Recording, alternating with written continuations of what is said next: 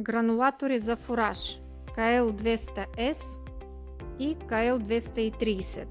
И двата гранулатора са с трифазен електродвигател. Единият 7,5 кВт, максимален капацитет до 300 кг на час, другият 11 кВт, максимален капацитет 400 кг на час. Работят на 1500 оборота. В комплекта имат по-големият модел има 3 притискащи ролки и матрица с 6 мм отвор. По-малкият модел има 2 притискащи ролки и матрица с 6 мм отвори. Олей за изтичане на гранулки. Предаването на мощността се извършва чрез редуктор. Имат гаранция 2 години за физическо лице, 1 година за юридическо лице.